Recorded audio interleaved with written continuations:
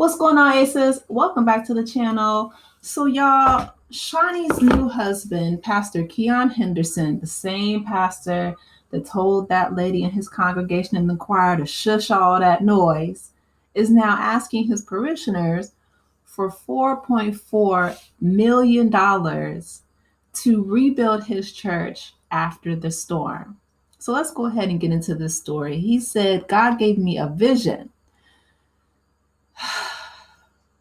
God gave me a vision who plans to hold his evening services at Joel Osteen's church. Joel Osteen, you can't make this stuff up.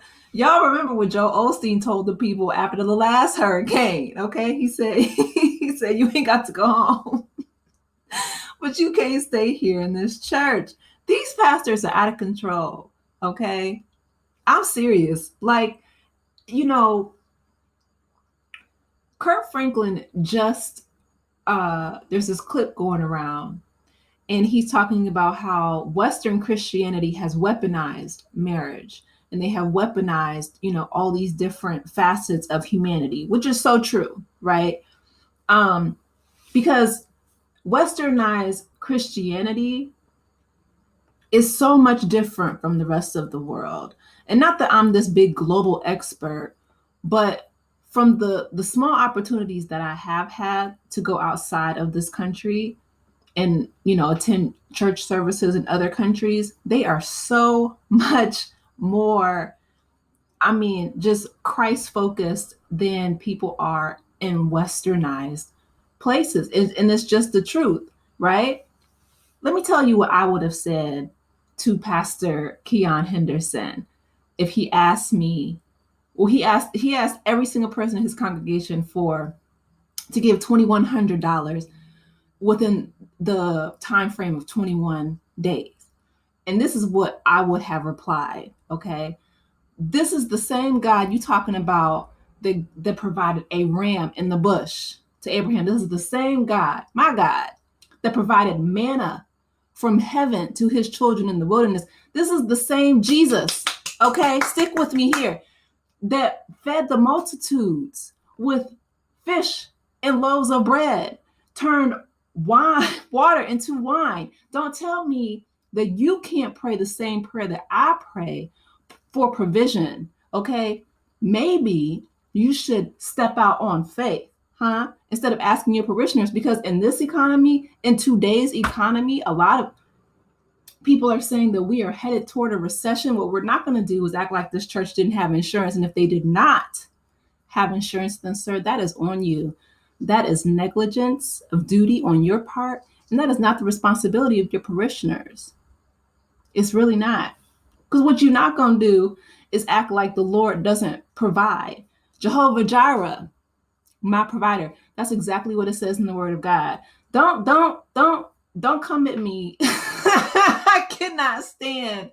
Seriously, I cannot stand when people try to use God as a means to line their pockets. You better check Bishop Whitehead and him. What would happen with him trying to do that, right?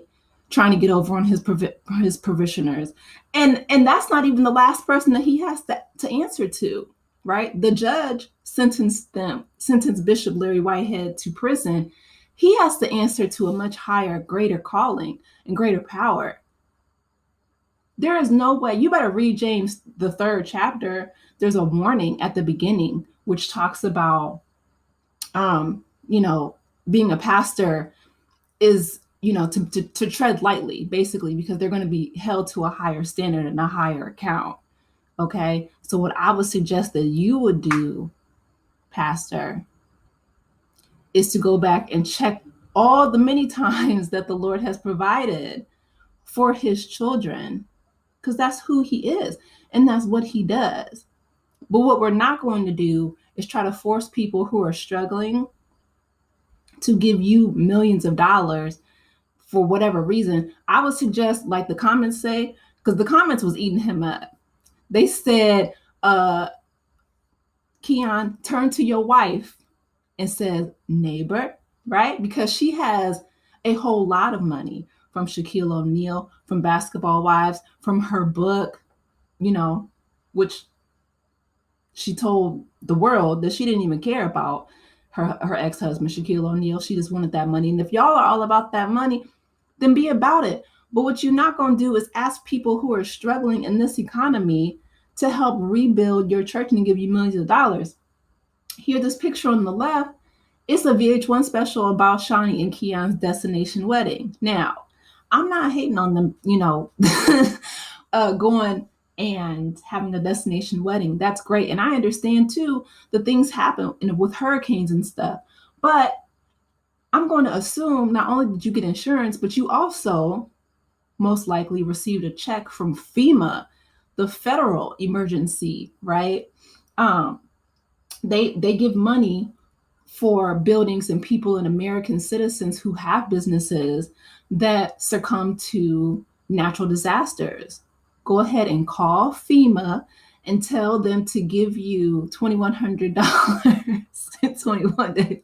No, but to cover the costs that may not, that will help supplement whatever the insurance is lacking, because that's what it's there for, right? Like, we as a country, we are taxpayers. We pay into federal taxes in order to cover situations such as yourself. But you're double dipping. And Jesus didn't like that. What he did was he overturned those tables, right? And he said that the Pharisees and the people were turning his father's house, into a marketplace. Y'all better read the word, sir, pastor, okay? You can't serve God and money, The love of what? Not money itself. Money is just a tool for an exchange of value, but the love of money is the root of all evil.